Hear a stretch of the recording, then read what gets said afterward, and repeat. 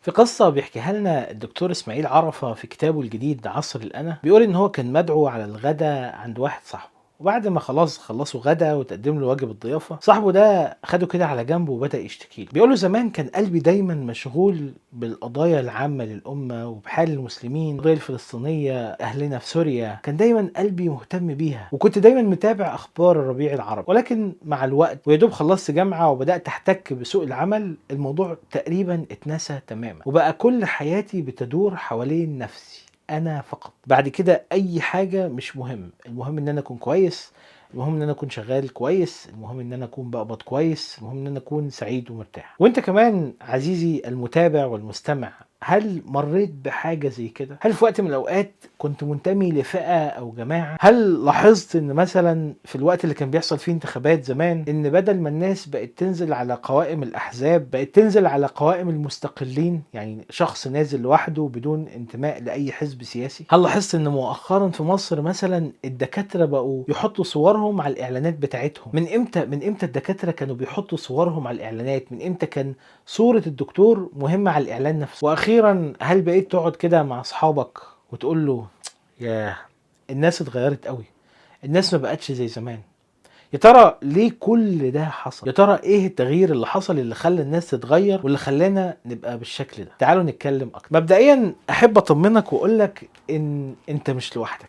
الموضوع ده بيشاركك فيه ناس كتير جدا جدا جدا في الوطن العربي، ودي ظاهرة اسمها ظاهرة الفردانية او الانديفيدواليزم. هي ان كل بني ادم بقى يدور حوالين نفسه، كل ما له علاقة بانا هتلاقيك مهتم بيه جدا جدا جدا جدا وعندك استعداد تعمل اي حاجة عشانه. ولكن كل ما هو ليه علاقة بنحن او هم او الجماعة او العائلة الممتدة او العائلة القريبة، اي حاجة ملهاش علاقة بيك بصورة مباشرة، فانت تبقى عايز تبعد عنها. والموضوع ده ما ظهرش عندنا بس، بالعكس دي حاجة احنا ورثناها او اتنقلت لنا واتصدرت لنا من الغرب. تعالوا نبص كده على الجانب الغربي. زمان ايام العصور المظلمة من 10 قرون تقريبا، كانت الكنيسة هي المسيطرة على المجتمع الغرب، وبعدين مع الوقت اتحدت الكنيسة مع السياسة وبقى الحاكم بيحكم باسم الدين. وكان البني ادم ساعتها بيتولد عبد ملوش رأي في اي حاجة، هو اتولد في المقاطعة دي ما يقدرش يسيبها ويمشي، ولا يقدر ياخد اي قرار في دينه او دنيته الا عن طريق ذوي السلطة السياسية او الدينية او عن طريق الكنيسة. وفكرة ان هو يختار الشخص اللي بيحكمه فده ضرب من ضروب الخيال. ولو فكر ان هو في وقت من الاوقات ما يدفعش ضرائب، فالكنيسة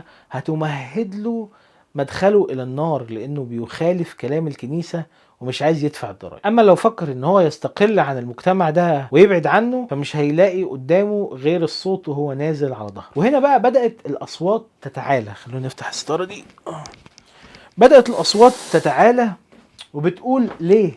ايه بقى، فين البني ادم؟ ليه الانسان ما يكونش ليه قيمة لوحده؟ وهنا طلع العديد من المفكرين الاوروبيين، وكان على رأسهم فولتير، اللي كان بيقول ان الانسان هو الوحيد اللي ليه حق في تحديد مصيره دون الحاجة لقوى اجتماعية تؤثر عليه. وجه نظيره السويسري جان جاك روسو، ونادى بمساواة البشر جميعا زي بعض، لان كل شخص مسؤول مسؤولية كاملة عن حياته. وبعد فترة في القرن ال 18 تحديدا، جه المفكر الاسكتلندي ادم سميث ونقل الافكار الفردية دي لعلم الاقتصاد، وقال لك ان كل شخص ليه الحق ان هو يسعى في تحقيق رغباته غريزيا من غير ما اي حد يقف قدامه ويقول له ما ينفعش تعمل ده، لان الرغبات الغريزيه دي هي الدافع الوحيد لتحريك السوق وتحقيق الرفاهيه والسعاده الشخصيه لكل الاشخاص. وافكار زي كده وغيرها كتير بدات تنتشر، وتزامن الموضوع ده مع اختراع الطباعه، فبدات الافكار دي تنتشر كتير جدا في ايدي العامه من الناس. ومع مرور الزمن ودخول القرن 19 انهارت كل التجمعات او الفئات السياسية والدينية والكنيسة وكل ما له علاقة بالجماعات اللي كانت تسيطر على الأفراد، وأصبحت كل حاجة مسخرة للفرد فقط. حتى أصبح أن الفرد بينأى بنفسه عن أي حاجة لها علاقة بالجماعية، بل أنه بقى ينأى بنفسه عن العائلة الممتدة وعن أقرب الناس ليه. مش بس كده، لا، كمان الموضوع طال الكنيسة ودخل جواه، والأفكار التحريرية الفردية الجديدة دي بدأت تنادي بأن ليه الكتاب المقدس حكر على رجال الدين؟ ليه مش أي حد ممكن يفسره تبعا لمزاجه وفهمه بدون أي سابق علم أو معرفة؟ وأعتقد أن في الزمن اللي احنا عايشين فيه ده هتلاقي تشابه كبير جدا بين بين اللي حصل زمان واللي بيحصل دلوقتي من دعاوى ان الناس بتقول ليه ما نفسرش القرآن الكريم بمزاجنا؟ هو الناس اللي قاعدة بتفسر دي مش ناس طبيعية زينا بدون بقى سابق معرفة او علم بالعلوم الشرعية اللي تخليه يقدر يفسر ويقدر يفهم الكلام اللي بيتقال؟ على العموم ده كان وضع الغرب، ازاي بدأوا من العصور المظلمة لحد ما وصلوا لعصر الفردانية، وازاي الموضوع استشرى جواهم وفتت كل التجمعات اللي كانت عندهم. ولكن في الوقت ده بقى العرب والمسلمين كانوا فين؟ كان العرب بينعموا بزمن الجماعية الجميل،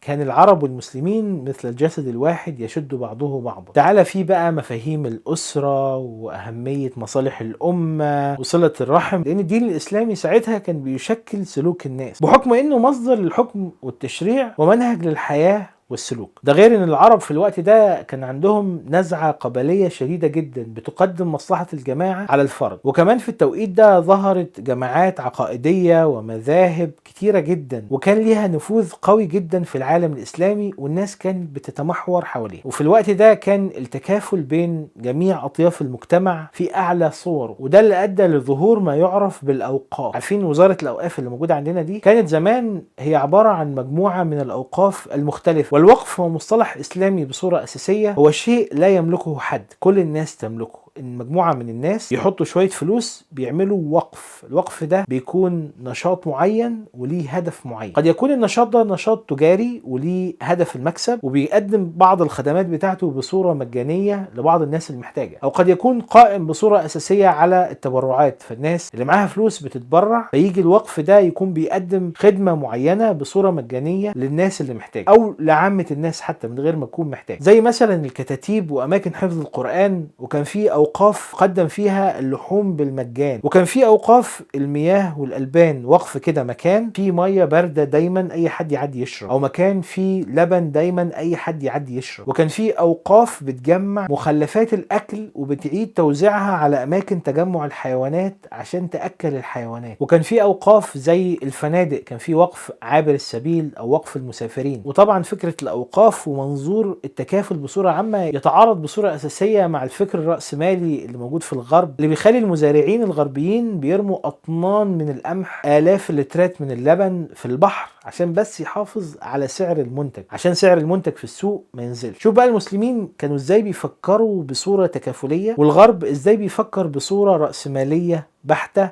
هدفها نجاح الأفراد مش نجاح الجماعات. ولكن بعد وقت من الزمن بدأ سهم التكافل والجماعات في العالم الإسلامي والعربي ينزل لتحت، ومع قدوم الاحتلال بدأ الاحتلال يكسر كل ما له علاقة بالروابط التكافلية والروابط الاجتماعية، وحتى بدأ يفرغ المجتمع من جواه. ما هو انت عشان تقدر تسيطر على مكان لازم تضعفه، وعشان تضعفه اول حاجة لازم تضعفها لازم تفرغ الناس من محتواهم، لازم الناس ما يبقاش عندها حاجة جواها، الناس تبقى فاضية من جوه. وكان حاجة من الحاجات اللي الاحتلال دايما لما بيخش مكان بيعملها ان هو بيدمر اللغة، بيشجع الناس ان هي تستخدم اللغة العامية اكتر من الفصحى، وكان بيغير اللغة الاساسية للدولة من اللغة العربية للغة الانجليزية او الفرنسية زي ما حصل في مصر وفي الجزائر وفي تونس. عايز يفرغ المجتمع من مضمونه، وبعد شوية بدأ يحطهم في ظروف اقتصادية سيئة جدا، فالناس بقت يدوب بتفكر في لقمة العيش، يدوب عايزين بس نجيب قوت يومنا النهاردة. وفكرة انتمائك للجماعة او للدين او بس انك تفكر في قضية من قضايا الامة بقى ضرب من ضروب الخيال، لان كل اللي انت عايزه بس انك توفر قوت يومك. وبعدين بقى انحدارا من الاحتلال واللي حصل من بعده، وبعدين تقسيم المجتمع العربي لدول، وبعدين بقى في حدود. تعالوا بقى نيجي لواقعنا الحالي. لما تيجي تبص على التجمعات اللي قامت على اساس ديني او على اساس سياسي، شوف من زمان حزب الوفد والناصريين، وبعدين الحزب الوطني، وبعدين الاخوان المسلمين، هتلاقي ان كل الحاجات دي اتكسرت واتدمرت، سواء بحكم الحديد والنار، وان في كل شويه كان بيجي نظام اقوى من النظام اللي قبله فكان بيدمر اللي قبله، او لان كم الاخفاقات اللي كان بيعملها القاده بتوع كل حزب او جماعه كانت بتاثر بصوره سلبيه جدا على المتابعين والمريدين. فالناس بتفقد الامل في التغيير، بتفقد الامل في ان الناس اللي فوق دي قاعده على كراسيها ما بتغيرش كلامها، في حين ان انت في وقت من الاوقات كنت بتضحي بالغالي والنفيس وكنت عايش بس لفكر الحزب او فكر الجماعه. وده لان الانضمام لعائله او لحزب او لجماعه بيجي بمكاسب ومخاطر. المكاسب اللي ممكن تعملها انك هتحقق فعلا الفكر اللي انت عايزه، او هتحقق لنفسك مكسب مادي التجمعات دي. اما المخاطر اللي بتيجي معاها ان ده ممكن يأثر عليك، لان الحزب الاقوى منك لو انتصر ممكن يسحقك.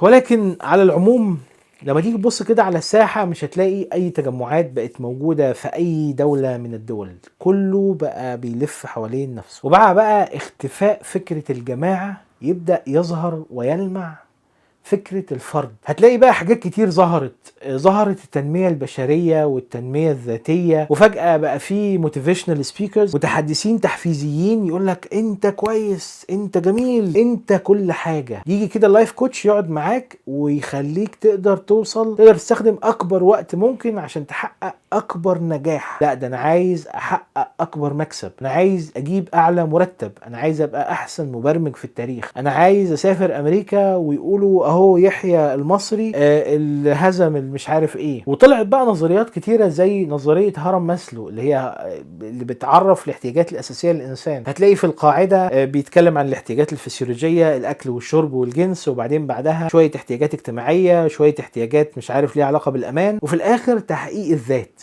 انك تحقق ذاتك اللي هو انت اصبحت الاله. وهنا يجي الفيلسوف الفرنسي جيل بوفسكي بيتكلم عن الحالة اللي الناس بقت فيها دي. فبيقول، خليني اقول لكم الكلام بالنص، بيوصف الشخصية الجديدة. فبيقول: لم يعد الرجل ابا ولا المرأة أما، كله تحول إلى الأنا. أما دوره كأب أو أم أو مدى نفعه للمجتمع فده ما بقاش مهم. كتير دلوقتي تسمع على الفيسبوك عن اللا إنجابيين أو الناس اللي بيدعوا لعدم الزواج. ليه يا عم أنا أخلف وأجيب عيال تقرفني في عيشتي؟ والنكتة المشهورة جدا اللي بتقول: ليه أتجوز؟ ليه أروح أجيب واحدة معرفهاش وأصرف عليها فلوس أنا كان ممكن أصرفها على نفسي تجيب لي عيال معرفهمش؟ على الرغم من إن هي نكتة إلا إن هي دراما سوداء. وبعدين إحنا بقينا دلوقتي في زمن التحرر الفكري، التحرر الذاتي، التحرر الجنسي، التحرر في العلاقات، التحرر في كل حاجة. وبقى اللي زاد وغطى على كل التحررات دي ظهور السوشيال ميديا او الشبكات الاجتماعية. الشبكات الاجتماعية اتوجدت عشان تقرب الناس من بعضها، ولكنها للأسف صممت بصورة أساسية ان هي تكون فلاتر. هي بتعرض لك حاجات معينة بس. على قد ما انت بتعمل لايك وشير لفيديوهات او مقالات، هتعرض لك فيديوهات ومقالات من نفس النوع. ليه؟ لان انت مهتم بده، لان الهدف الاساسي اصلا السوشيال ميديا ان هم يكسبوا. فموقع زي موقع الفيسبوك او موقع زي اليوتيوب هو بيعرض لك اعلانات على الفيديوهات، فهو من مصلحته انك تقعد على المنصة بتاعته اكبر وقت ممكن. فكل اللي بيعمله ان هو دايما بيديك محتوى من اللي انت بتحبه، محتوى باللي انت دايما بتعمله لايك، بغض النظر بقى عن اي بعد ثقافي او ديني او عقائدي هو في دماغك. هو بس بياخدك كده على جنب ويركز عليك انت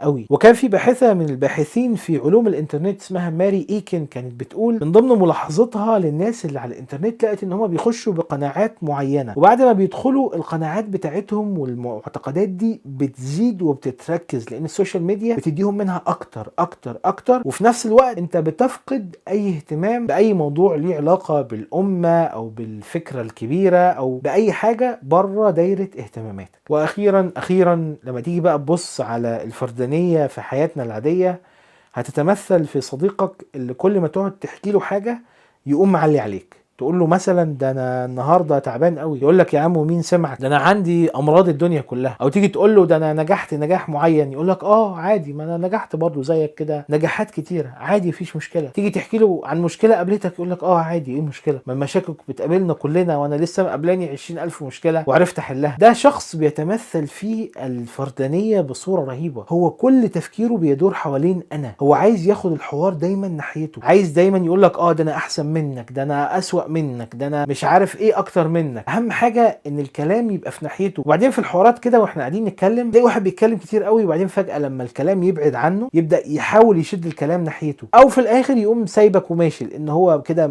مش سعيد، الكلام مش جاي ناحيته. او مثلا نبقى بنتكلم في موضوع معين، فحد يقول لك: ده فلان بيعمل مش عارف ايه غلط، او ان في حاجه غلط معينه الناس بتعملها، يقول لك: يا عم وانت مالك، ما براحتهم، هم احرار، هو انت اللي هتتحاسب عنهم؟ الفكره ان ظاهره الفردانيه بقت مسيطرة على الناس بصورة أساسية. بقى كل اللي يهمه طالما أنا كويس أنا تمام. إيه الحل؟ إيه اللي ممكن نعمله عشان نطلع من اللي احنا فيه ده؟ من وجهة نظر الكاتب في موضوع الفردانية ده، احنا ما عندناش رفاهية ان احنا نلغيه، او ان احنا مثلا نرجع لآخر 20-30 سنة فاتوا قبل ما الموضوع ظهر وتفشى بصورة كبيرة. ولكن كل اللي احنا محتاجين نعمله ان احنا نحاول نوجد توازن بين النزعة الفردية المتطرفة والنزعة الجماعية المتطرفة، خصوصا ان اصلا ديننا لا يدعم النزعة الفردية، بالعكس ديننا قائم بصورة اساسية على الجماعة، ان مصلحة الجماعة تقدم على مصلحة الفرد. وكان واحد من الحلول المقترحة دي ان احنا لازم نهرب من فخ الاحباط. تخيل معايا كده في التاريخ الاسلامي في سنة 492 هجرية لما الصليبيين اقتحموا القدس وسيطروا عليها وخلتها محتلة لمدة 90 سنة لحد سنة 583 هجرية لما جه صلاح الدين في معركة حطين وحرر القدس. تخيل كده لو انت اتولدت في فترة ال90 سنة دي وكبرت وكان عندك 30 سنة في وسط ال90 سنة اللي كانت القدس محتلة فيهم دول. في التوقيت ده كان العالم الإسلامي منحدر انحدار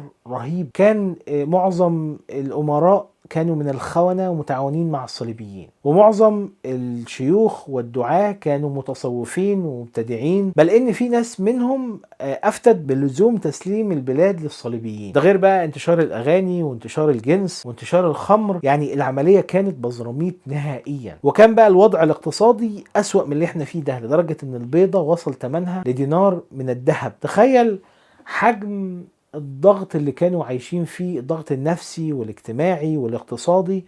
الناس حرفيا كانت بتقعد تستنى ورق الشجر اللي جاي في النهر عشان تاكله. كل الظروف دي كانت ملائمة جدا، لان اي شخص، اي شاب في مقتبل عمره ينعزل على نفسه ويعيش لوحده ويعيش لنفسه. ولكن في عز كل الضلمة دي ظهر صلاح الدين. اصل الاقدار دي مش احنا اللي بنعملها، كل واحد فينا جه الدنيا دي عشان يعمل حتة صغيرة جدا عشان في الاخر هنحقق هدف كبير في النهاية. ممكن احنا ما نشوفش النتيجة دي، ولكن في وقت من الاوقات هنوصل للهدف ده. محتاجين بس نعيد تعريف معنى النجاح. مش معنى النجاح ان انا ابقى احسن واحد، ولا ان انا يبقى عندي احسن قناة يوتيوب، ولا ان انا يكون عندي اعلى دخل. بالعكس، معنى النجاح ان انا اكون ثابت على ديني واخلاقي، وان انا اكون ببني مهما كان كل الناس اللي حواليا بتهد. وقد قيل في الاثر: ليس العجب ممن هلك كيف هلك، وانما العجب ممن نجا كيف نجا. ازاي قدر يكمل، ازاي قدر يوصل للناحية التانية من النهر. ده كان واحد من الحلول اللي اتكلم عنهم دكتور اسماعيل عرفة في الكتاب. وانا احب ان انا ما اتكلمش اكتر عن الحلول. كل الكلام اللي قلناه ده لا يمثل 10% من الفايدة اللي انت ممكن تلاقيها في الكتاب. فانا انصح وبشدة كل الناس ان هي تروح تشتري الكتاب ده، عصر الأنا، من دار ديوان للنشر. الكتاب ده يعني مش عايز اقولك ان هو اكتر كتاب رائع قريته في اخر 3 سنين مثلا، فانصح بشده انك تجيبه وتقراه. هو كله على بعضه 200 صفحه، الموضوع بسيط جدا وجميل جدا. اقراه وبعدين سلفه لحد وسلفه للتاني وسلفه للتالت. ولو وصلت للنقطه دي من الفيديو الطويل جدا ده، احب اسمع رايك في هذا النوع من الفيديوهات. شايف ان الفيديو كان طويل جدا ممكن يتاثر، بس انا حاولت اقصره، بس مش شايف ان هو ممكن يتاثر. ممكن يتقسم على جزئين، بس عاده لما الفيديوهات بتتقسم على جزئين الناس بتهمل الجزء التاني. مش عارف، لو عندكم اي افكار ازاي الفيديو ده ممكن يطلع في صوره احسن اكتبوها لي تحت في التعليقات، وكمان اكتبوا لي تحت اشتريتوا الكتاب ولا لا، وقد ايه هو كان مفيد بالنسبه لكم. ولحد ما اشوفكم ان شاء الله في الفيديو الجاي، اشوفكم بخير والسلام عليكم.